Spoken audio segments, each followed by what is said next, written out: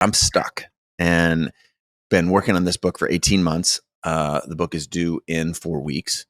And I want to lay bare the fact that as a person who has lived, 20 creative lives and as someone who writes on the topic, speaks on the topics, stands on stages and talks about the topic, that I too still experience it. What we used to talk about was, if you are not sick of a project when it nears the end of that project, you did not go deep enough. And I can't say I'm sick of the book, but I'm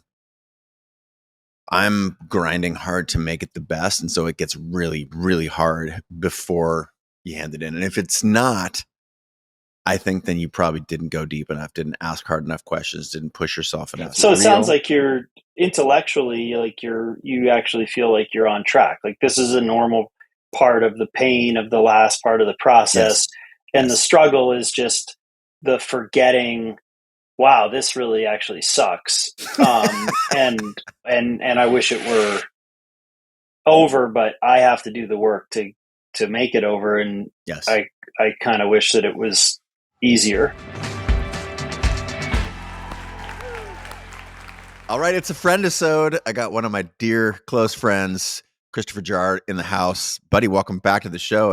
I don't know, you've been on a few times. We've had some interesting conversations.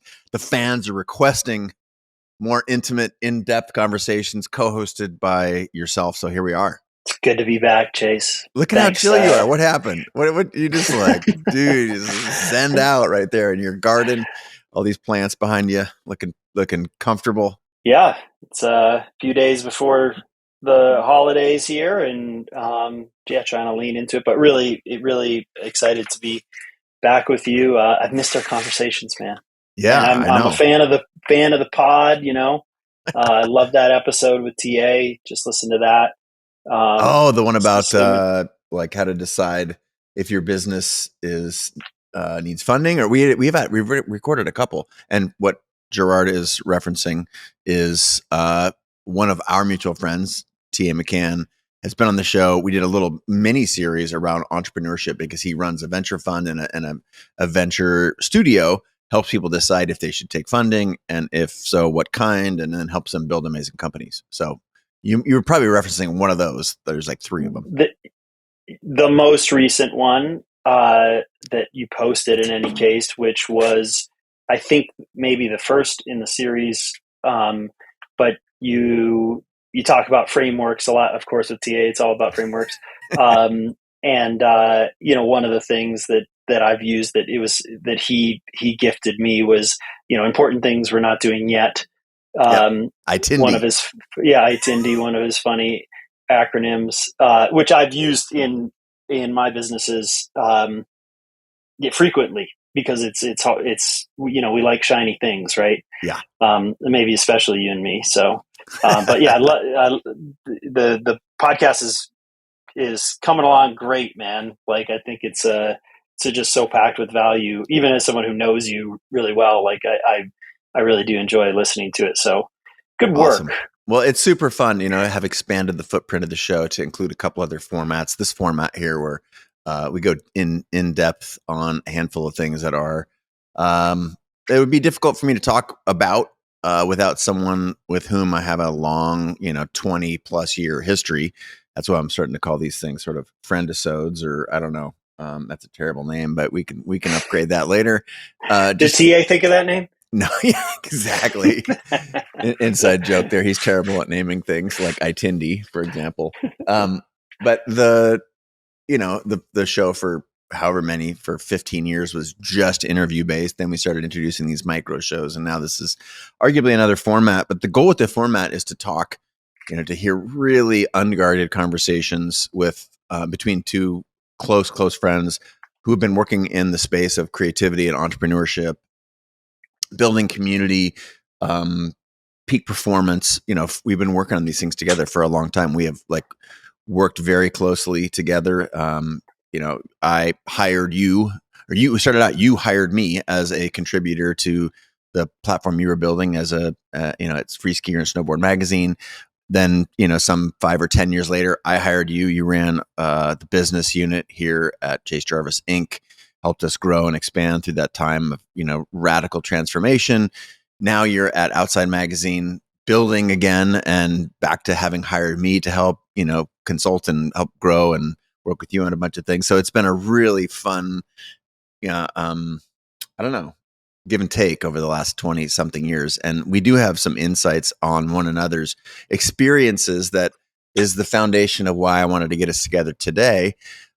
Without going too far into the an outline, if you will, what we want to talk about, and what the folks at home should know, is that this episode is about things that we believe are important that do not get enough discussion, either culturally or certainly in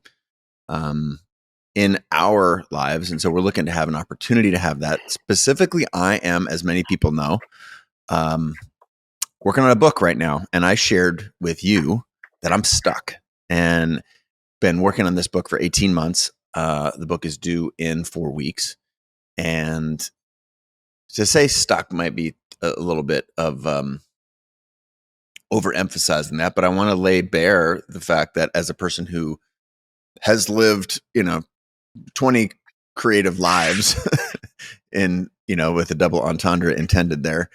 And as someone who writes on the topic, speaks on the topics, stands on stages and talks about the topic, that I too still experience it. And so we can talk about how I'm stuck, what I'm doing to get through it.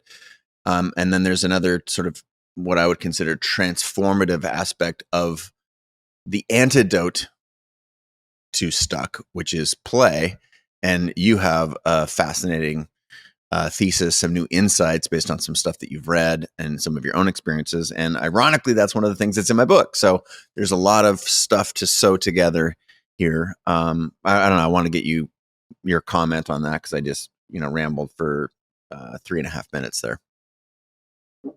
No, I think again, we channel our friend CA, like, well, the framework of this episode will be we're stuck and how we get out of being stuck.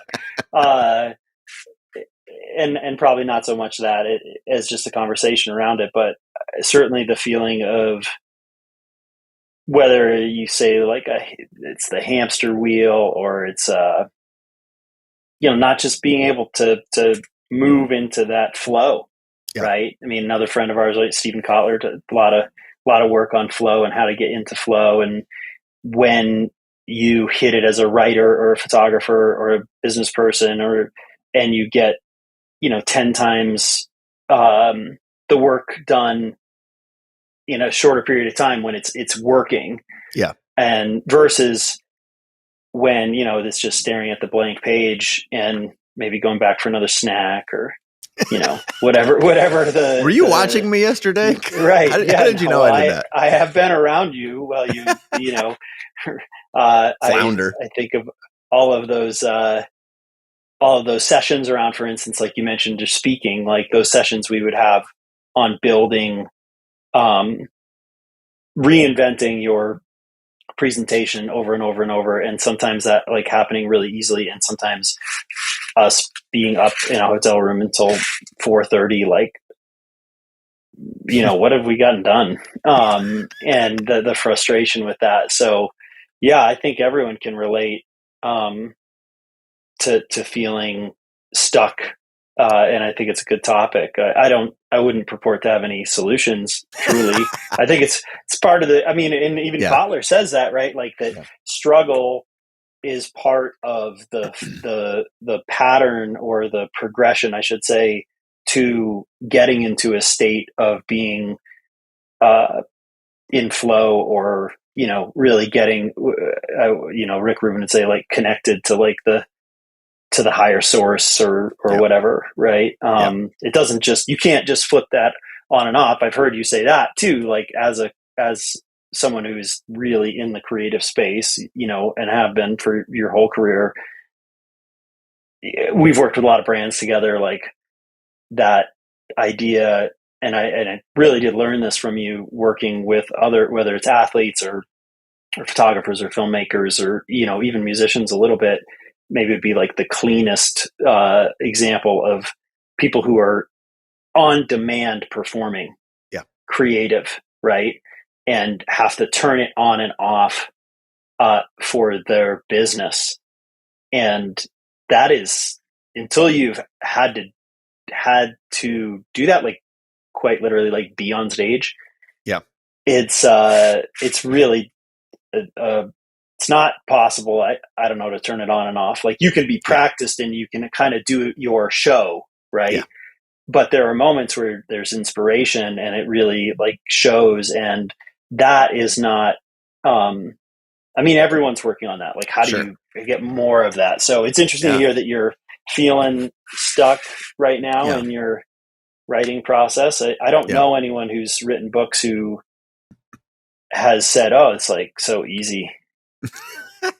You Well, know? I got to think, Ryan. I was talking to Ryan Holiday not too long ago, and he sure makes it sound easy. He's what is he on, like 13 or 9 or something right now? Yeah, But it's yeah, in part because it's that repetition, right? He's done so many of it, the books. But I do know that he has hit roadblocks, and uh, his response is like, "What do you do when you what is it? What do you do when you get is it? It's not like you get runner's block," he says, right? What do? You just go for a run. Like that's how you get unstuck. So by extension, what is writer's block? Well, you just actually write, and you write whatever is on your mind. And that is a process or part of a process, in Ryan's words, for getting unstuck. I want to maybe back up a little bit and give slightly more context to where I'm at in the process, specifically what I'm stuck on. I think it's interesting to explore. There's a whole universe of ways where places creatively where I don't get stuck. And those are closer to where I have achieved mastery. Um, when you said show and turning it on and off, not dissimilar to this show or a keynote speech from a professional who shows up to do their job. A plumber doesn't get stuck, right? Until they do, apparently, but they still have to show up and fix your sink. So I was reminded of the morning show, and it's a incredibly well written show on Apple TV. Jennifer Aniston, Reese Witherspoon, Billy Crudup, a handful of others. That it's an interesting show. I find the writing to be exceptional. But what it is it's the people who anchor the national morning show. There's the characters, and they might actually be fighting right before, like 3, 2, and you're live, and then they both like go, "Hey, welcome to the morning show," and so there is an element of professionalism, and that is the most extreme example. right, The kind of stuck that I'm talking about, though, is the you're on the journey in a creative project, and this, it could be writing a book or working on a photo shoot or developing a play or building a business, because you and I both built businesses, and you come up against walls. You're like, shit, I don't know how to get over this hurdle. We need bigger distribution. We need a larger footprint. We need, more staff to do the work. There's all kinds of pressures. The kind of that I'm talking about specifically is the last part of any project. This project I've been working on for arguably 5 years, because that was 4 years, I guess, since the last book. When I was writing Creative Calling, I knew that there was another book in there. If Creative Calling is about sort of exploring your own creativity, and at the end of the book, it really kind of points to that creativity with all of the small C, all the things that we do on a small daily creative basis. It really points to creating capital C, which is that's what this next book is about for me: creating a life that you love. And there is actually an art to it, and I would argue it's the most important, creative act that we will do. And working on this for 18 months, and it's the last. I mean, to be fair, there's another 6 months of creative grinding on this thing, but you get to turn the book in, and it's like turning in the first draft to the publisher to get what's called acceptance. That is 4 weeks away, to the day. And it's the hardest 4 weeks, because you're deciding what's in this book and what's not in this book. And it has to be, I want to impress my publisher. It has to be good. And there's a time crunch. There's holidays. There are things, there are problems that are completely unresolved in the book. And I'm very frustrated. I'm mm, very, very frustrated. I sit down to work on it, and sometimes my brain, it just does not work. And I also noticed, I think what maybe people, hopefully this is not revealing too much, but that I noticed that the routines that I have historically considered pretty bulletproof, my cold water every morning, my, sleep habits, my how much I, eat and or drink and or, stay out late and or they're falling apart, they're breaking right now. And what I know to be true is that when that shit is hitting the fan, that is actually when you should be doubling down on this stuff. So there's this awareness, and then there's sort of a beating up process, or like, so I only meditated for 10 minutes this morning instead of 20 because I was late to get out the door to come down to the studio to make a couple calls before recording our, it's just like the, all these things, they compound on one another. And I want to share that, hey folks, I'm just like you, despite being a professional. And I don't know what to do right now. I mean, I kind of do, but I'm looking for some advice. Maybe you can share a time where you've been stuck, or we can take this wherever you want. Yeah, I haven't had that. I haven't written a book, so I can't speak to that specific framework that you're in. But how many And I magazines think, have you published that yeah, all had lots of, deadlines? right, and done some writing stuff. And I guess and even as you said, in building stuff, right, in building things with other human beings, being stuck with people, like, man, just this, why is this not working between us, right? Mm-hmm. Like,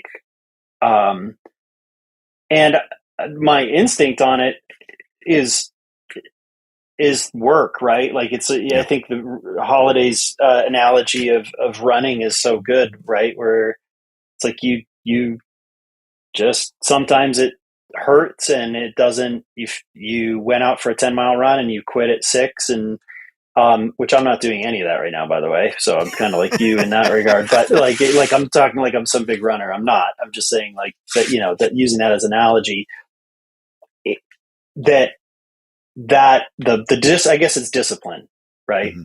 Is where I would distill that. Another thing that Ryan Holiday's written a lot about, that routine and process is, it's not, my experience hasn't been that like is the quick solution.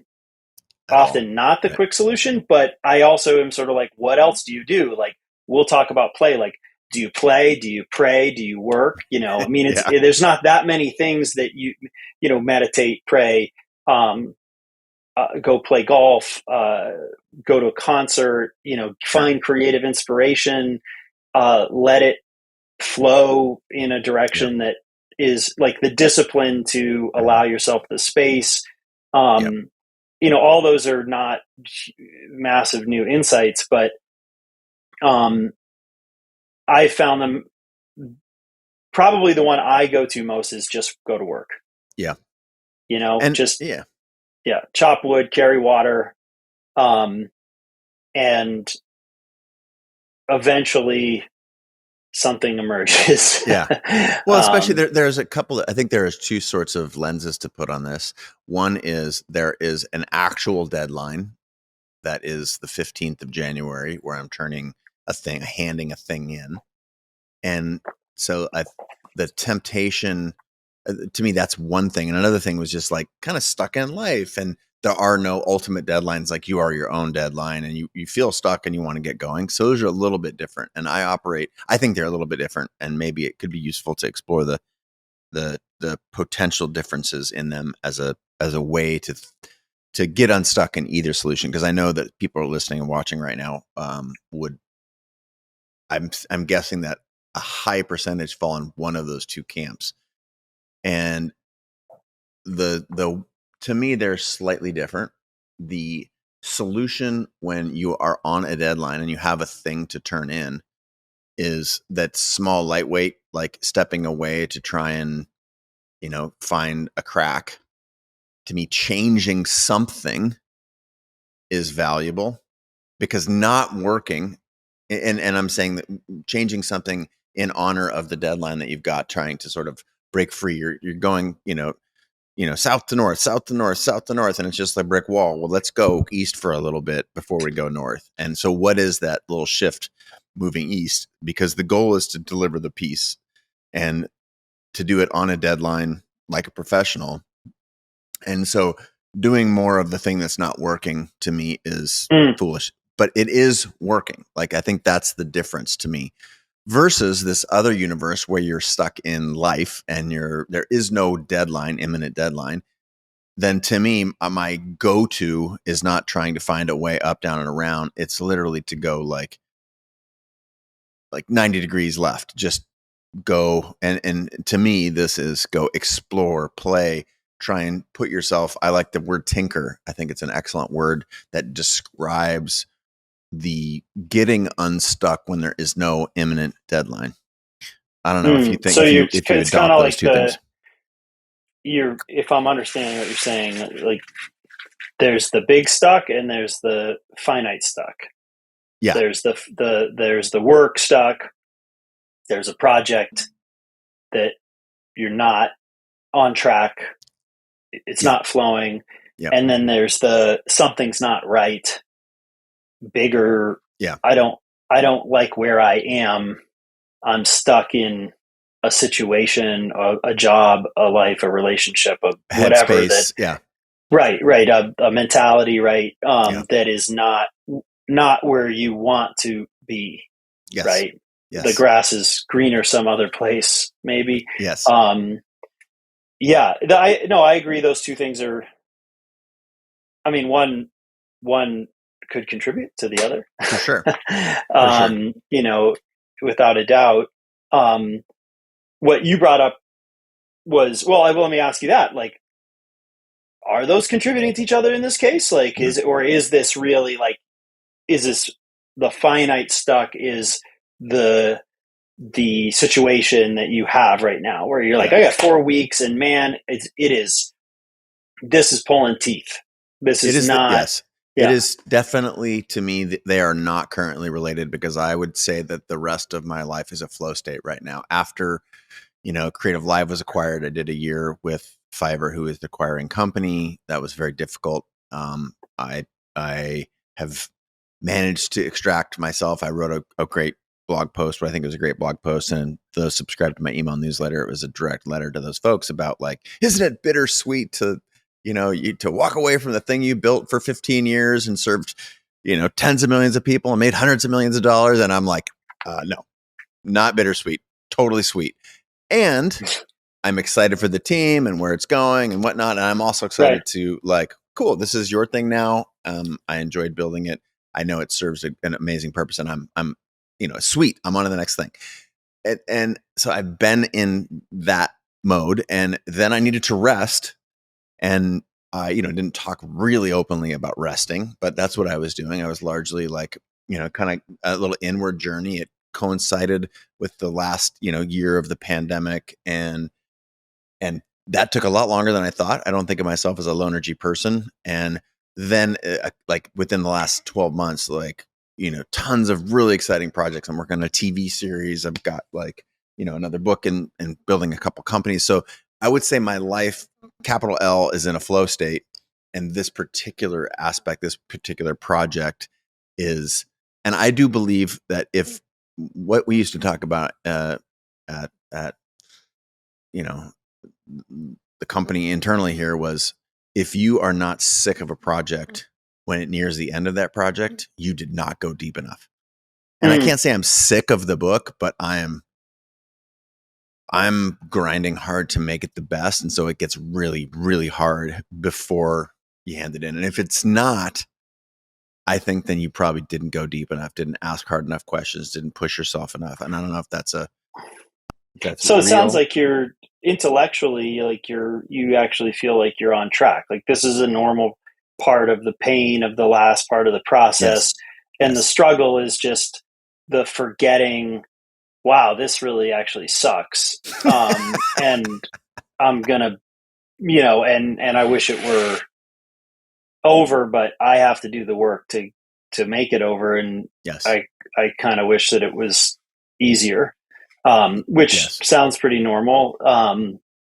Are you are you breaking out of, are you playing, are you doing things that, have you gone to go see great music? Have you uh, tried to find some joy and inspiration that knocks you out of that feeling of like, oh man, I'm staring at a blank page, and that's my life right now, is waking up every day underneath the weight of what needs to be done in the next 4 weeks. I think that this is the grand awakening. This is the cycle that we're in. And as a professional who writes and thinks and talks about this, you nailed my mental state. Like, intellectually, I understand. A, I will get through this. B, it is part of the process. I trust that because I've been here so many times before that I will be able to push through. And I believe this is a muscle. This is a skill. All those things are true. And I still find myself going, WTF, haven't we done this enough that this is a muscle that is really, really, developed? Which, to me, the difference is I do not get this visually, photographically. I do not, because that is an area where I believe I have achieved mastery. I do not go to a photo shoot and get stuck. I can, be trying an idea and it doesn't work, and then go to something else and go to something else. And it is far, I would say I am, athletes, I think it's, what is it? We have muscle Focused memory on the indifference. pain. Yeah. Focused Indifference. indifference. And like, I'm not attached to the outcome. I just show up, and if it's a golfer, I just swing my club. Kobe Bryant would want the ball at the end of the game, and he's going to shoot it, whether he makes it or misses it. His preference would be to make it, but there's this indifference. And I have that in photography, but I do not have that in writing. And I know there are all sorts of other areas where I wonder, that's interesting. I wonder if it's, like you said, the cycles, like thinking about how many photo shoots you've done, how many photos you've taken, and your internal understanding that you have, if you looked at your body of work, you would be able to very easily rank like, well, that's the top 10 bit of work. That's like kind of my middle. That was like not my best work, but I did my best, but it just wasn't my best work. I'm sure that Stephen King looks at his body of work and feels the same way. And probably, like, I think it's a really interesting concept, what you just said, professional indifference. That's what you said? Focused indifference. Focus indifference. Like, it's going to be what it's going to be. Yeah. And you're probably, in terms of being an author, you've done a lot of books, but this one and the one previous are your most sort of concentrated, potent pieces of writing, the no photos, yeah, exactly. right in there. Right. And there's probably a lot tied up in that for you. Like, you're not known as you're not Ryan Holiday, you're not Stephen King, you're Chase Jarvis. Like, photo book, you probably would have that focused indifference. Yeah. But a piece of writing, there's a lot more, probably for yourself. You're scrutinizing your output in a way that is not indifferent, because you have fewer pieces of professional work to compare it to. You have one book that did really well, people loved it, was professionally rewarding, it was successful. Like, that's the classic. I mean, Jimmy told me that one time when, after I think after Meru, in fact, I think it was like Ridley Scott came up to him and was like, "So what are you doing next?" Oh, by the way, this is Jimmy Chin, for those who don't know. When we throw the name Jimmy around, it's Jimmy Chin, the director of Free Solo, for example, in addition to a bunch of other accomplished work. Jimmy Chin, Academy Award winning Jimmy Chin.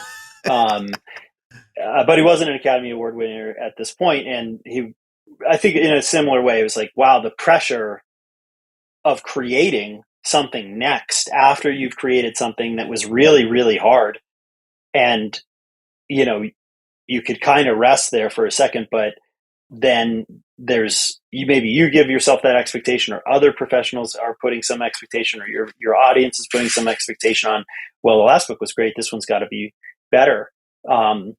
and that's really interesting. I'm sure that that's part of what is happening to you at this last, like you Yeah. said, you want it to be good. Yeah. I care a And lot. it's not to say that you don't want your photography or your photo shoots for your clients to be great. But you also know that you can do an output that is going to be professionally at the standard, and no one's going to be like, "What is this, Chase?" Like Yeah. you Yeah. know, this is amateur hour, The right? floor for that Yeah, is undeniably high. You know yeah, what I mean? Like there's a baseline yeah, that is much higher. And I think it has to do with the reps, right? It's right. just, as you said, you've been there thousands of times. And, I don't know what the photo shoot equivalent of writing books, like when does writing a book, when do you get better or more comfortable? There's some N number of reps in there where ideally you start to get more comfortable. And so I'm thinking about how does this extrapolate to the people out there in the world who are listening? Like, first of all, I want them to know that, I'm trying to be transparent here. Like, okay, it's hard. It's hard for me. I write about the shit and it's still hard. But what, I think as I'm actually aware of this, and my wife and I, Kate, were talking about it this morning. You and I were, kicking it around prior to recording the show today.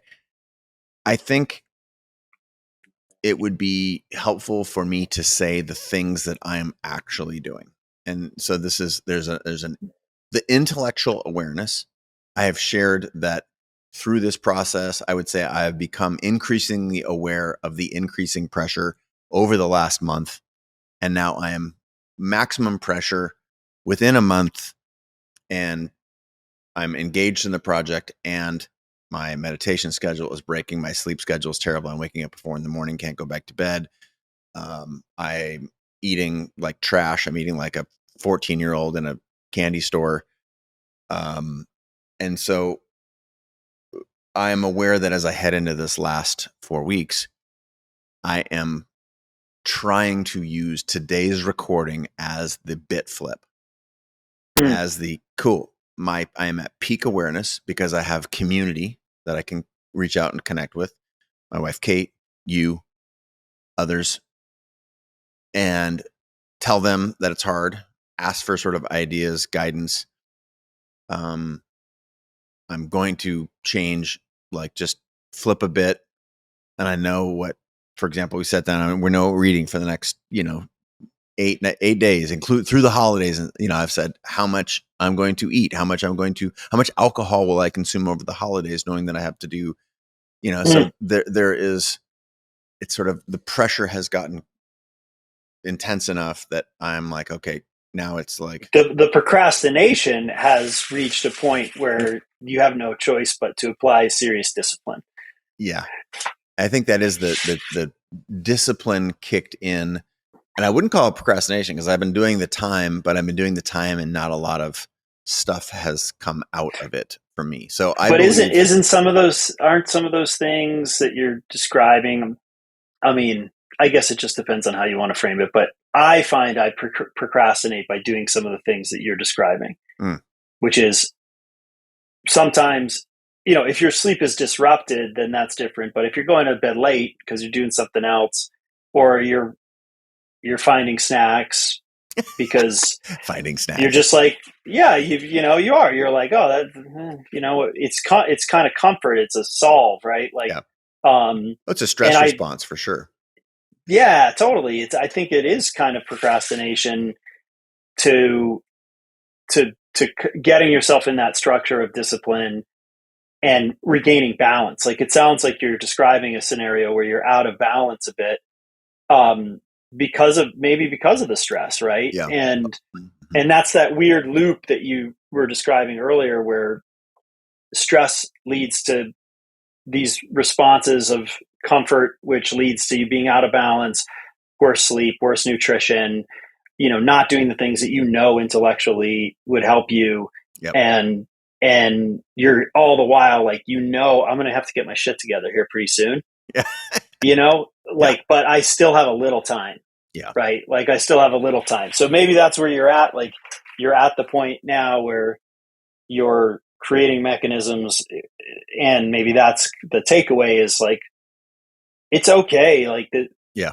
no one is 100% disciplined, but know where the mechanism or the framework is, where you're like, okay, I'm 4 weeks out now. Like, it's time to find balance and apply some discipline. And at the same time, anytime you do something really hard, like, there's really that the whole concept of balance, right?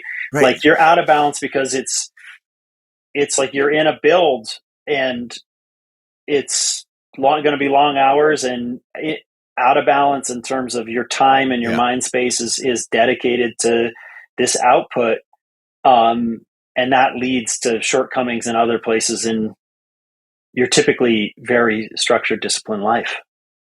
Well, I am making a list of things, and I have a list that I've generated that over 10 years has never failed me, which is the list of, 10 daily habits. We've talked about it in a previous show.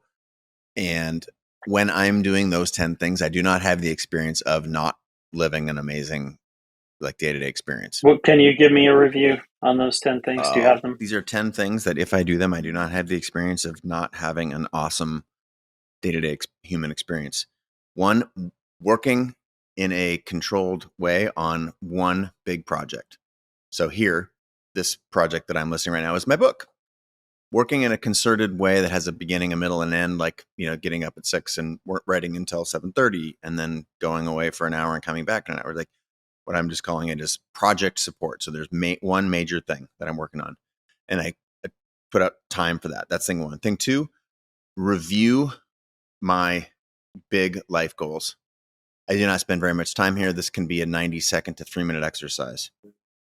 Thing two, slightly different, but I do it at the same time, which is a visualization and a gratitude practice. This is also a 3 to 5 minute process that I do in the morning after meditation. Thing four, play every day. Thing five, be in bed for 8 hours. That is not 8 hours of sleep. This is, so even if I'm under the covers for 8 hours, but I only sleep 6 of them, I got my shit together. The next one, meditation in the morning. I do transcendental meditation.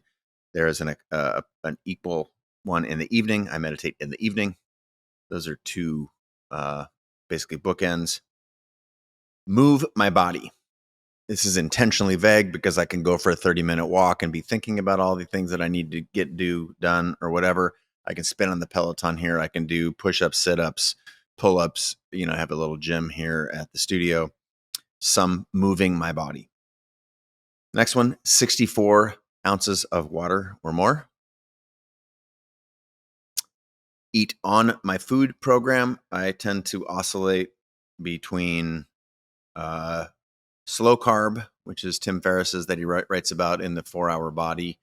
To me, that is where my body actually works the best. And that's not like no carbs, but it tends to be, complex carbs, legumes, things like that, and or paleo. So those are basically whatever my program is there, stay on it. 0 to 1 glasses of red wine or tequila. So I have learned that my body responds just fine if I have 0 or 1, but not more of one of those two alcohols. So tequila, my body, it works really well. I do not get a glycemic, a glucose spike. And same with dry red wine. So it's either a 0 or a 1. And then strength training specifically. And this is set up for twice a week, not every day, because it's different than move your body. And how I landed on this one, again, this is like years ago, that I was, running, I was getting sort of cardio and I was in sort of lightweight shape. But without lifting heavy weights, deadlift, squats, bench, things like this, that I was losing muscle mass despite maintaining, a reasonable physique and or health. And it turns out that muscle mass and bone density are, I think they're the single 1 and 2 best predictors of longevity for human life. I think anyway, so to me, there's like this long-term vision that I've got. So those things, 1, 2, 3, 4, 5, 6, 7, 8, 9, 10, 11, 12. So those a are the couple of them things. kind of nested, right? Like a couple of them kind of nested within like 0 to 1 red wine tequila is like on your food program, Yeah. I just call those right? out specifically because I'm Yeah. prone to, oh, it's the holidays. Oh man, like it was, yeah, totally. There's so many excuses. Oh Right. man, or I'm working really hard. Like I need an extra one yeah, tonight to help me I sleep. And can, then you realize that you I get shit just, sleep. yeah, I deserve this. Okay. So, Right. those folks, it's not the first time I have shared this list. Hmm. But when I'm saying I'm flipping a bit, I'm basically just committing to going back to the thing that has worked for me. And there's a couple things on there that I feel like are worth diving a little bit deeper on. And one, I think all the meditation and all that, and eating clean, to me, that makes a ton of sense. I think working, setting out some plan to actually sit in front of a blank page, right? This is this in what I'm calling book support. Like, this is the biggest project on my plate right now, and I'm committed to working on it every day. And to me, that's worth talking about. And then the other is play, which is, I think, difficult for most people, especially when under a deadline, because it feels like you're wasting time. It feels like you're denying the thing that you're supposed to be doing. It feels like, um, it feels like ignoring your responsibility or trading it for something that feels like you're procrastinating. So to me, it is interesting. I would like to explore that. I'm happy to talk about, to me, that's a thing where you've shown up at today's episode with some interesting information there. Before we go to that specifically in and around play, any other questions about what I'm going to do to get unstuck?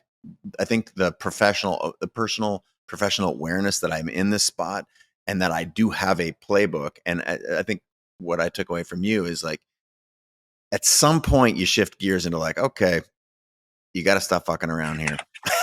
It's now you're in the go zone and you do need to flip that bit. So, Right. Like, I mean, deadlines are real. Why weren't you in this state 4 weeks ago and now you're done 4 weeks in advance? yeah, there are a few external factors that I don't feel like going into the specifically because they are things and events and humans that are external to me. But I mean, it was more broadly like, have you, or, I guess is really just looking at your book history, like, Sure. have you turned in stuff early Yeah, I have turned. previously? Yeah, I have Yeah. turned things in early. I think where the what snapped for me most recently was the radical. It's combination of sort of radical acceptance and what's Jocko call it? Radical ownership. Like, I was aware, like, okay, cool. There's some things that if everything sort of shakes out in the way I think it will, everything's going to be fine. This is 4 weeks ago, vis-a-vis 8 weeks prior to deadline, and I'm like, cool. And then the universe delivered a set of things to me that were, I would call, in the least optimized outcome of that 4 week period. So just a handful of things clicked into. And so my alarm bell was like, it started out 8 weeks ago, or 4 weeks before now, which is 8 weeks before deadline. It was like, oh, that's a blow. Oh gosh, that's another body blow. Oh shit. Mm, Okay, now we've got a stack. Now we've got a, right. yeah. And so now here I am 4 weeks out, and it's sort of like radical ownership has kicked in. It does not Hmm. matter because I'm a professional. I will deliver on time. There are things that are outside of my control. It's sort of this, what Ryan would talk about, that space in Stoicism and or in Buddhism, sort of this acceptance of how things are rather Mm. than how you want them to be. You've eliminated expectation and you're focused on reality, and you are saying there's a little space between what happened and what you do to reflect and say, cool, I know how to manage this. the way I manage this is I flip a bit and I go into this section where I do these 10 things religiously, regardless of what's coming out of the page. I sit there for 8 hours in under the covers, despite whether I'm sleeping or not. I sit in front of the blank page, or I type, even if it's gobbledygook. And it is in that doing where recovery, where work, and I might even say that's where some really good shit happens. Mm-hmm. Yeah, you said the word playbook, which I find interesting for the segue on the 10 things that you just described are a playbook that you've put together over many years on what works best for you. There's a lot of those with successful people, their morning routines and then life happens and,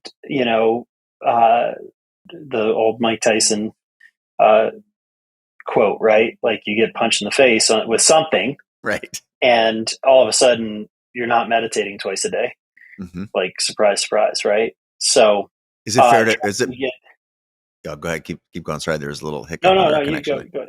I was going to say then, is it fair? Are you willing to share that you have 2 young children at home, for example? And I mean, that's a great example of just, it never goes the way that you planned. And having to have some flexibility. And I don't know if this is a typical trait, but having, like, for instance, how you run a photo shoot, there are some aspects of control, right? Yeah. How you run a company. Like, it's one of the main things. If someone came to you and said, "Hey, Chase, I have this great company. I want you to run it." You would probably say, "Cool. I have to have control. Like, I cannot run your company for you or run almost anything successfully without me knowing that I ultimately have control." So there's a thing with control there to a certain degree, right? For sure. We want to control that. Even your playbook of 10, you're controlling your environment, your inputs, because you know that if you do all those things, you get the best output and you have the data. And that's an ideal scenario. I think how we react to getting punched in the face and losing control or not being in control is a huge part of, like, the human experience that I am not good at and still working at. I mean, it right? Like, it's I'm constantly reminded of how bad I am at it. When things don't go the way or aren't tracking according to my internal plan. And that can be my environment. It can literally be toys on the floor sometimes. Like, that's not where I want those things. Look at the environment you're in right now. Like, I love your studio. I love working there when we work together. I think your aesthetic and the way that you design things is beautiful and very controlled, right? Yeah. I think it brings, for me and probably for you, because your house is the same, your magazine featured house, is the same way, which is, and I love spending time in your spaces because design is such a big part of your approach. And I think that when you control your environment that way, it actually brings you peace, right? Like, you feel comfortable. There's nothing to do. There's nothing, you don't have to clean up the space. And I just think that that's an interesting, it's an interesting part about all of our approach in, like you said, things happen, and being aware of your emotions is, like, such a huge part of, even you flipping this over on I'm stuck and being aware of taking the time to be able to assess that and say, well, what's going on? I mean, so much of the time we don't do that. We just kind of like keep bowling through, and or metaphorically or in reality, we throw a tantrum like a kid, and I don't like this. This isn't for me. So yeah, it's it sounds like that's like you said, without getting into it, but it does sound like that's part of the waterfall of where you're at right now is that Yeah. some unexpected things happened in life. And it's not simply that you were like, I'm going to binge Push on this off. Netflix instead of, Yeah. like Totally. Yeah. instead of working, There's not a universe where I'm like running the other direction from responsibility. And I think Mhm. to me that actually makes it more interesting because to, kind of still have your shit together and realize that, life throws you some curveballs. That's one of the reasons I wanted to, sort of be vulnerable on today's episode and share that, wow, okay, you know, best laid plans have, I've been punched in the nose. And, maybe there's something to that. Like it could be said that right now my time would be better spent writing than having this conversation very publicly. And to me, this is a little bit of play, right? This is Right. part of like there's an awareness that this is actually happening. I'm trying to share virtually in real time that it's difficult. And it is playful to me. The art of conversation is playful.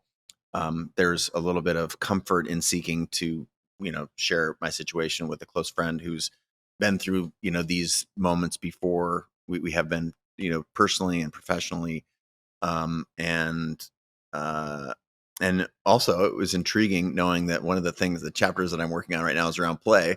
And you had shared with me this uh, epiphany is probably not the word, but you had some thoughts and you stumbled on an article.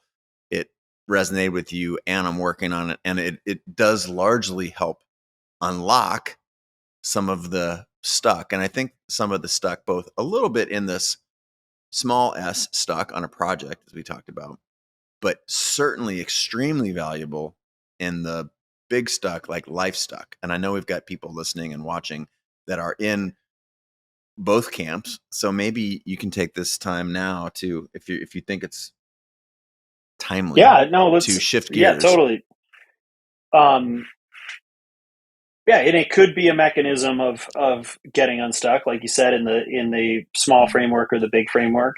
Mm. Um, I think certainly most people can point at, if you were to be asked, like, what were the greatest days of your life, and a lot of times I think, people point at their family and they point at successes, but a lot of times it is like, man, that was just so fun, right? Like and a lot of times those moments might be epiphanies of sort of new direction, right? And I think that is this idea of like adult play. Like you don't have to explain to children like that they should spend time playing and doing nothing, right? Exploring. But I do think it seems like maybe not so much in the paths that you and I have chosen, whether that's the outdoor business or the photography business, like um, you know, the creative business, I think does understand that creative inspiration is a playful process. But so much of the world, I think, sees, work as um, noble and uh, defining meaning, and it plays like frivolous, right? Right. Um, Yes. that like, oh, what'd you do?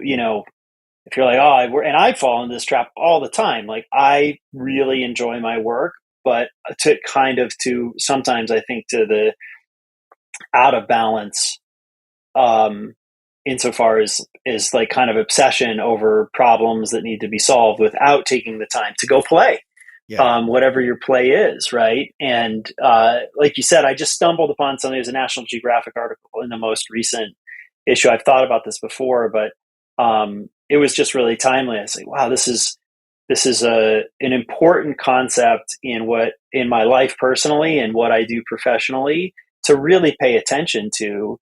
One of the quotes from this play researcher Stuart Brown in the article was, the opposite of play isn't work; it's depression.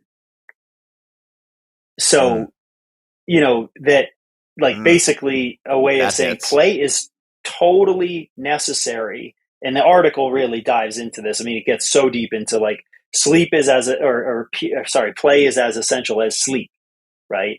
That it is it, and they dive into the science in terms of our evolution, that play is part of the evolutionary process of our species and other species in terms of like discovery, right? Yeah. That playing with rocks on some level probably led to using rocks as tools, right? Which led Mhm. to other new, in the development of humans. We see mammals play. They use a lot of example of wolves. Wolves, Wolves playing. elephants, Yep. dolphins, like, Yep. yeah, Whales. yeah, Certainly primates. And that and dogs. You see this all the time. Dogs, more powerful dogs, bigger dogs. Going prone, like to sort of promote trust in play, right? mhm, Where they could dominate. If it wasn't play, there would be domination, and that promotes trust within pack, and that when you play with people, whatever that is, and I've seen this certainly in the outdoor sports that we enjoy. When things become play, the connections that are built between humans um, are really, it's pretty remarkable if you think of that versus just competition or yeah, just kind of excellence, right? Like, let's yeah, all go out and ski and see who's the fastest, right? Versus like, let's play off of one another and riff off of one another. And certainly you could take that into art and music, and that idea of play is one that really promotes discovery yeah, and evolution. But we, you know work life balance, all the things we're talking about, I think that we tend to value work in this culture. um and I'm part of that, and I don't, yeah, I'm not lamenting it. I think you and I have made decisions throughout our career that kind of leans more towards work being something that we would choose as play, also, right? That those two things kind of mix a little bit until they don't, and then your play becomes work, and it gets all yeah. confusing, right? But Another I'm in the episode. process. Yeah, exactly. I am in the process at Outside Inc. My role there is more of an entrepreneur now, um, a build of this new, really exciting gathering um, called the Outside Festival. And as such, I've really been paying a lot of attention to like all these really great festivals, whether it's Bonnaroo or Outside Lands or, the famous ones, right? And what is it that makes those gatherings so meaningful that, tens of thousands, hundreds of thousands of people buy tickets to go connect with one another, to go play, basically, right? Hmm. Like, if Yep. you said, for instance, and that's a perfect example, if it was like, you're in the middle of a huge project with a team, and one of your teammates is like, sorry, can't work this weekend, going to Bonnaroo, Burning Man, Coachella. You're like, Sure. oh, well, it must be nice. Have fun. Go have fun. Right. You're definitely not working when you're Yeah. at a festival, and that we would, you're definitely not working at a festival. Right. That's the. I hadn't thought of that in that Unless you're putting framework. on Like, the festival. right, I will be working at the one that we're doing, right? But I will not but be. I will be there yeah, playing. yes, please tell all your friends about it. This idea of creating moments of play, that on our particular festival, it's music, so it's about dance, it's about the gear that is to go play in the outdoors. It's about film, it's about ideas, and putting people together in one area, 14 acres in downtown Denver, where those connections happen because people are just basically going to play together. Yeah. And this article, touched on that, like, that play really does promote inclusivity and cooperation and creativity and adaptivity in animals and humans. And I think that's so interesting. um, it's something to remember with our kids, something to remember with our friends, that finding and it's cool in your 10 things that and I know that in your book that you're going to explore that, Yep. that is kind of this, maybe it's a new, I think we're evolving around, like, it's not cool to not sleep At all. right? I think, but 20 years ago, we and learned that the hard certainly way.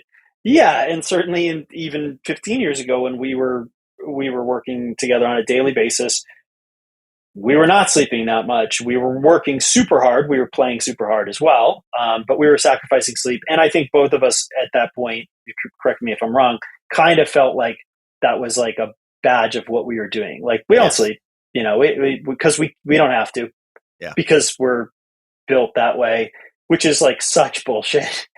But also, was kind of like, people, I only need 4 hours of sleep, right? It's a pay now or pay later thing, to be clear. Yeah, totally. And maybe perhaps, and that has come so far, like with wearables and the sleep hygiene, and, especially in the last like 5 years, I think that's really accelerated, so that anyone who's paying attention is basically just saying what your mom said, is like, you need to sleep, right?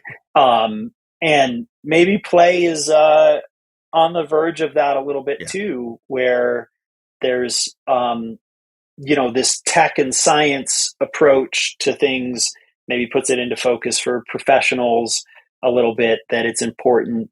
And then outside, we've talked about this before on the show, like you said, go for a walk, or like getting outside is our mission, right? To get everyone outside, because we really do believe on a health level that is essential to being human and to connectivity and connection between other people.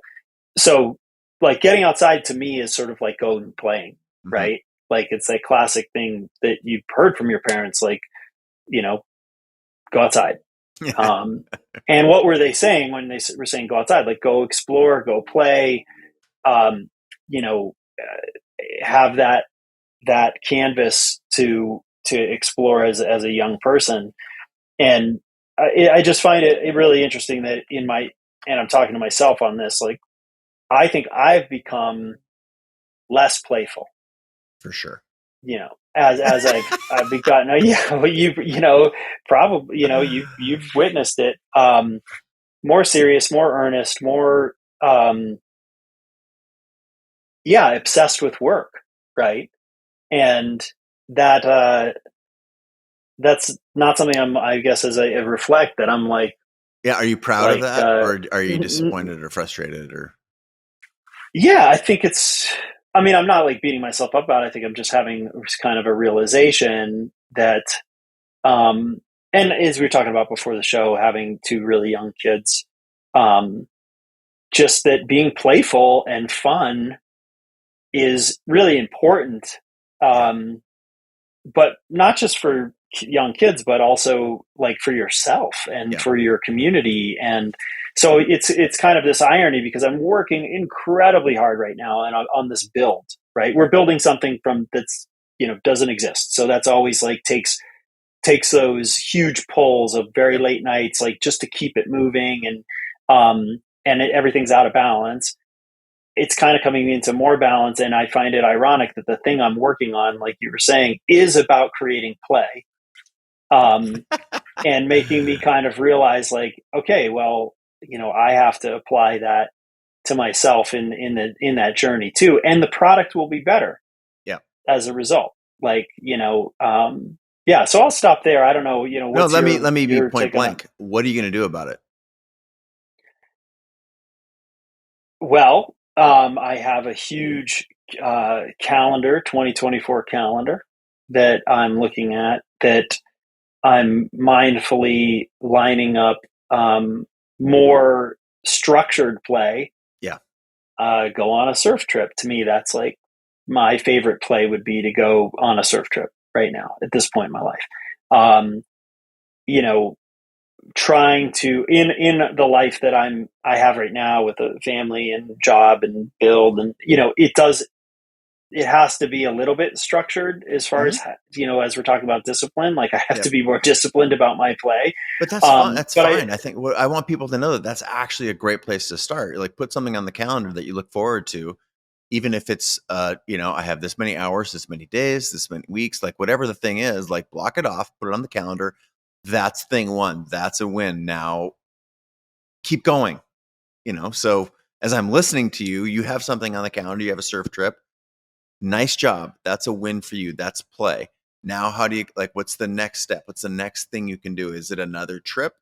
Is it a daily thing? Are you going to start playing ice hockey on, Thursday nights? Like, I don't know what right, the thing is, but this is the ugly, awkward, imperfect way of starting to remedy what has been a problem. And even the process of incorporating play, it sounds out of whack that you have to have a structured approach to introducing play, but that's something instead of nothing. yeah, yeah, absolutely. I think that that's the first part is the realization of like, am I becoming like all work and no play makes like, CJ a dull boy, right? Like, and that is probably true. And what sort of prompts that, I'm not sure. But I do think looking at it from a framework perspective and saying, forcing yourself a little bit to, we're also like super, you could pull in screens and, Yep. there are other factors that are, and we talk about this a lot at Outside.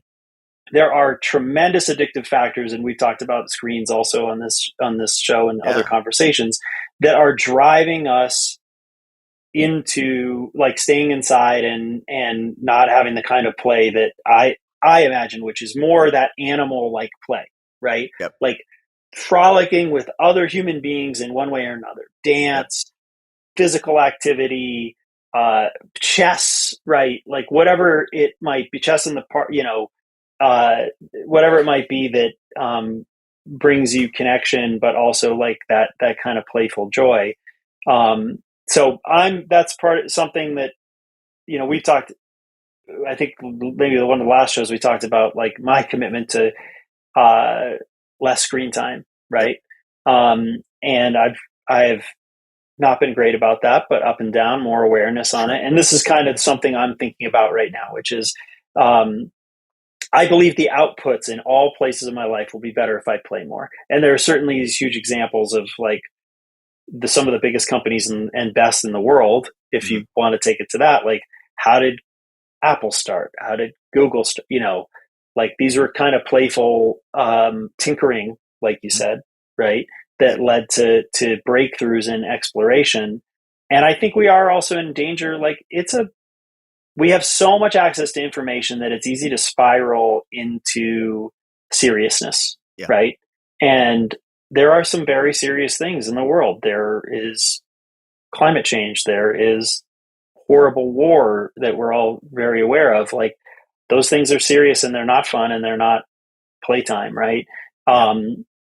But I also think that we probably have a less of a chance of advancing the solutions to those things if we don't um, For sure. sleep enough and play enough, right? Like, Totally. yeah, So lots to unpack there. I'm making a handful. I don't have any paper in front of me, and I want to resist typing while we're talking here because sometimes you can hear that on the show. It drives me bananas. But um, couple things to unpack. One, I want to remind you that there is a woman named Priya Parker who's been a guest on the show. She has written a book about gathering, which is really interesting given what you're working on right now, getting people together. It's very much about setting an intention and making people understand that is an intention. For example, if you go to a dinner party, like it's a potluck or it's if I don't, you think that people are just coming over, but it turns out that if you set an intention, it's like you're going to bring a potluck and you're responsible for the salad and you're responsible for the dessert. It's like that. Those are actually intentions that actually help human beings orient and, you know, basically put their guard down, be more open, inclusive, all these things that we would consider to be benefits to a gathering. You're doing mm, one for 100,000 people. I'm talking about a dinner party here, but the analogously, there's some really valuable overlap. And again, I had her on the show. She's great. It's a great episode. Priya Parker is her name, Priya Parker. So that came to mind. The play part also made me want to reference a friend of mine, Charlie Hone. Charlie used to work for Tim Ferriss, which is how I met Tim. How I met Charlie. Spending a weekend with Tim, and Charlie was putting this event on that I was at with Tim, and in service of a goal that Tim had professionally, and got a bunch of us together in a special location. And shortly after that, basically Charlie had a breakdown, and because he was just working way too hard, like taking drugs to stay awake and to focus, and all kinds of neurotropics, and just name it. He goes, I'm not revealing anything that's not been said publicly, but and in light of that, in the wake of that rather, he wrote a book called Play It Away. And the lens on that book is play as a relief from anxiety. And what he prescribes, and it is something that I have been a champion of this book. I've recommended it hundreds of times to, certainly tens of thousands of people. If this is an example here mentioning on the show, the concept of intentionally playing, and the way that he instructs us to do this is look at things in your childhood that were absolutely blissful for you. And how can you introduce that into your life in small, constrained ways, like have a beginning, a middle, and an end? It's 1 hour, it's whatever. And what were some things that you really loved as a kid? Let's just say Legos. You loved Legos when you were 9. So do you love puzzles then as an adult? So you set aside some time to build puzzles and let your brain you have a puzzle room, or in the guest bedroom where no one sleeps, you're going to go in there and you can have a whatever the thing is. Charlie's example, which I think is prudent to share here. This is more in line with my particular vibe, but he talks about, he used to love to go to the batting cages. And so what he did is he bought 50, used hardballs, 50 or 100, couple, like I think 2 5-gallon buckets and a bat. And he would go, I think every other day or something, to a park with a friend who lived down the street, and they would each throw, like soft pitch, 50 baseballs, and they would just rope them all over this big field. And then they would walk around together and collect them. And then the other guy throws it for the other guy, and just rope these baseballs all over the place. And kind of like 30 minutes each. And after an hour, they like high five and they go their separate ways. But it is just a constrained play that brought him a ton of joy, brings back childhood. And when you're playing in a similar way that you played as a childhood, it sort of, there's this amplification of play because you played more as a young person and you got out of this sort of work mode and this mindset that I'm a responsible adult and what that looks like and feels like. And it gets down to that more primal, scientific, neurological, biological level where play is super, super helpful. So stream of consciousness there. But I think, to me, those things are interesting, relevant resources for people to check out. And I personally have employed this sort of play thing, and it's just pure gold. Yeah, that's good. Those are great recommendations. Priya Parker. Yep. Priya Parker. And Charlie Hone. I love that idea of the dinner party. I just was thinking about that, riffing on that, in terms of what we're building with the Outside Festival. That we're bringing all these different. If you think of like the salad and the sides and the main, and one of the things that Outside has that is so cool and why I love working there is that we have all these brands, like you mentioned. Outside Magazine is actually part of Outside Inc., right? Mm-hmm. Yoga Journal, Ski Magazine, Climbing Magazine, Backpacker, Women's Running, Trail Running, sure. Pink Bike, Velo, And if as we're trying to construct this, that's kind of the way, if you think of it as a dinner party, which I'm doing because of what you just said, that, we're asking Yoga Journal to bring the side of yoga, right? And, Velo and Pink Bike to bring the cycling main, right? And so that there's going to be all of these different communities that come together into one big, huge gathering of connectiveness that's really about sustainability, inclusivity, creativity, and that idea of a dinner party, like a vibrant dinner party where the connectedness that the person who walks in has to their macaroni salad that they made with love, right, actually adds to the entire thing in a very authentic way, versus if you're like, come over, I'm going to have catering, and that's great too, but like, not in the same way when everyone is participating in something and they're bringing something to that gathering. So I love that analogy of I'm going to utilize that with the team that we're working on this with, to try to get that across on, each of those communities bringing a playful dish, if you will, that the attendees can really feast on, right? Just metaphor after metaphor. Chase, love it. So we're steeped in them now. Priya's work is really interesting. She talks a lot about sort of setting the intention and having other people know the intention, then they can show up, on it or adjacent to it or tangential to, it's like, then there's a sort of an interactivity that happens with if it's a costume party, how deep am I going to roll? Am I going all in on my costume, or am I going to, what's my twist? And there's some individuality that you show up with because of that. And no one's surprised. Like, how many times have you gone to a costume party and you didn't get the memo? And it's a black and white ball, and I'm in blue jeans and and a tank top. I'm trying to think of the most awkward thing, but to me, there's just some interesting aspects that whip together play, interaction, connectivity, creativity, and I think the play. Yeah, and hopefully it to bring it back to the getting stuck thing.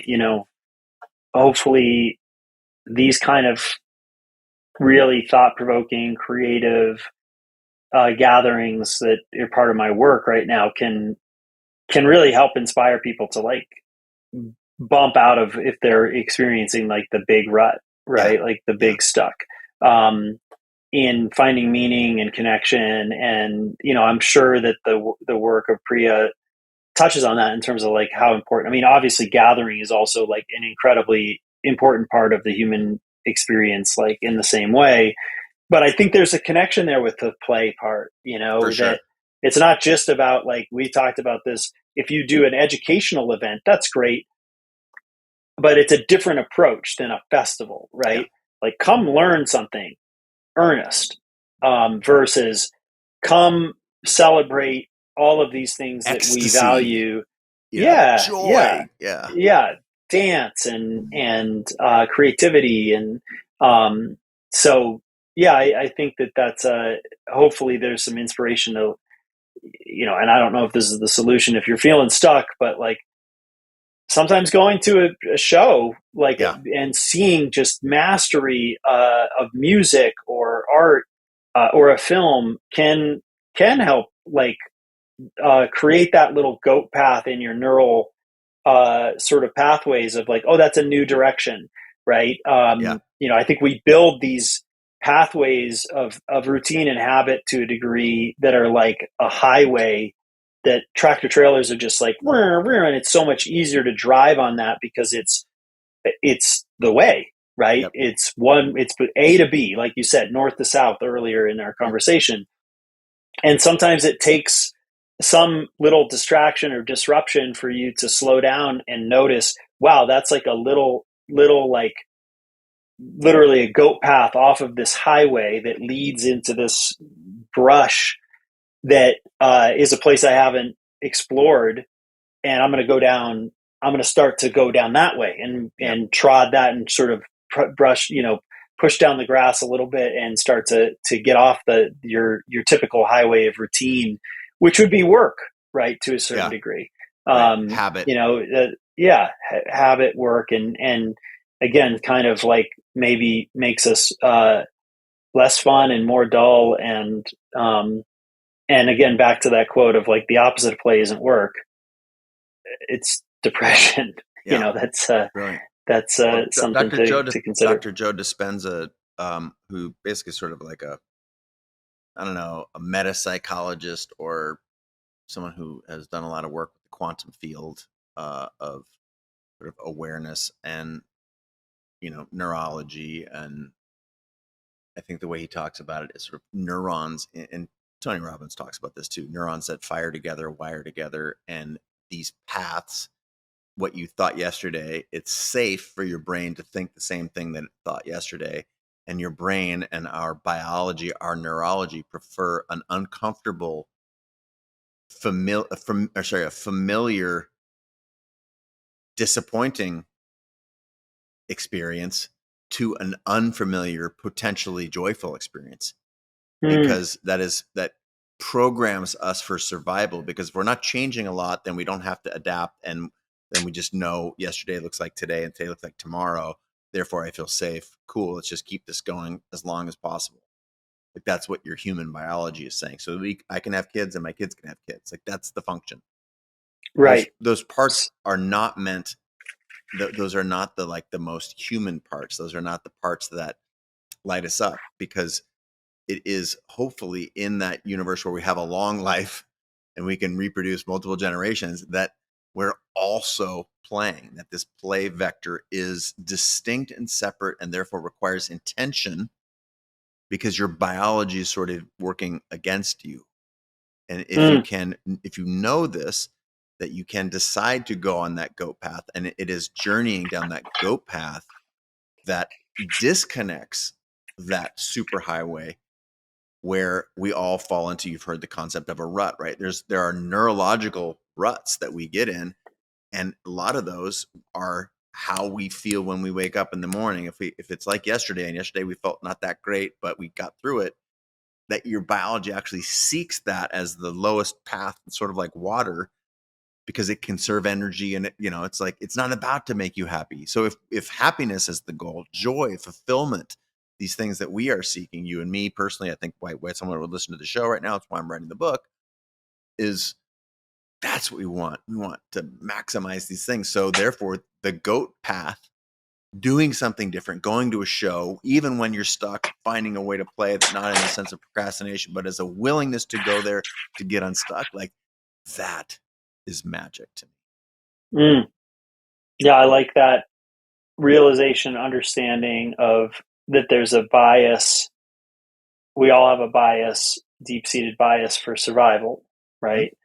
Mm-hmm. And biological. That can kind of cut both ways too. If you are, we're definitely speaking from a place of like a lot of choice, a lot of privilege. Like if you are in a place of survival, very also hard to like see that go path, right? Meaning like if you're just even the stress that you're feeling of the weight of this deadline, like it probably kicks in that survival mode a little bit, which is something like you Absolutely. Should be spending all of your time on this thing because it is the most, it's the priority. Totally. And it would seem frivolous to host this podcast with your buddy or to go to a show. And to be fair, I'm white, I'm male, I'm born in America, I'm born in this century, at this time. Like there's an infinite amount of privilege that to be frustrated and thinking about, the book deadline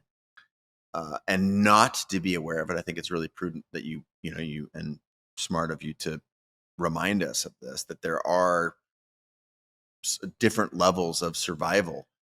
And I still think it's true that trying to find some level of play in, man's search for meaning. Viktor Frankl was in a concentration camp, and he's the stories that we tell ourselves, that he's telling himself and his, those people who are with him, like that creates actual meaning in life. So, it's true in the small sense and true in the largest sense to be as I just articulated, the benefits, but also aware of privilege, to be aware of how big on the scale is delivering the book on time relative to providing food for your family, for example, or and I wasn't trying to call that out as much as that we all have a perception sometimes of our own priority of survival. Like, yes, all the things you said about the privilege that you and I have are true. And that doesn't change the stress that you might feel about this book being due. Like, sure, that is a mental framework of stress, and that is the priority. And we can snap into a survival mode that is, I have to drive really hard at work in one way or another. Mm-hmm.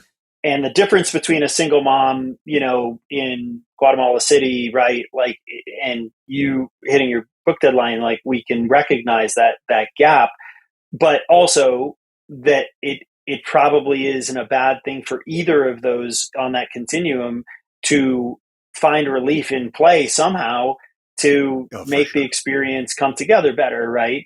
And I mean, going back to the analogy of sleep, like, if you believe some of this research around play, then that's a line between, like, you have to get out of survival mode and make sure you sleep enough. You can't sleep 3 hours a night to make ends meet or to hit your deadline. That's not going to actually help you get the thing that you are trying to get to survive. So sleep, play, like, that's what some of this research is suggesting, that it's actually like a super important foundational part of this. Part of discovery, and which I find really interesting. I think that's it's a place that I want to try to, and I also just am, I like to eat things. I like to play. I like, these things are, basic part of being human. But anyway, I think what's the episode, or not the episode, issue? Is there you have a date on that, or? Yeah, it's the January 2024 issue of National Geographic. The cover is Saving the Monarchs, about monarch butterflies. Mm-hmm. And it's one of the first stories, and it's by Sadie Dingfelder. We need play, seriously. Adults tend to dismiss it as silly or childish, but having fun may be fundamental to the survival of our species. That is a great place. Good for us thoughts. To great, yeah. Put a pin in it. And Chris Jerard, I really always really appreciate connecting with you, my friend, and to do so publicly around things that are near and dear to us. I think relevant to those that, the people who sign up to hear our show. This, what is it now? Like 14, almost 15 years running. 2009. Wow. I don't know. Yeah. Crazy. Thank you again for being a guest, dear friend. I appreciate you. Anything you want to say before we ride off into the sunset? It's like, thanks. It's like 11 in the morning and pouring rain here. So I don't know if it's just, Seattle standard. Thanks for having me. I love these conversations. I'm honored to be in such good company with the guests that you have on, much more accomplished than myself, but I have the great fortune of being a friend of yours. So I get slotted in here. And I would say, check out the Outside Festival. That's a thing I'm working on right now, to all of these points. Bring people together around some of these key pillars of sustainability, creativity, inclusivity, and it's going to be a lot of fun. It's going to be a lot of play. I will be there in case anyone cares. Maybe we can get together.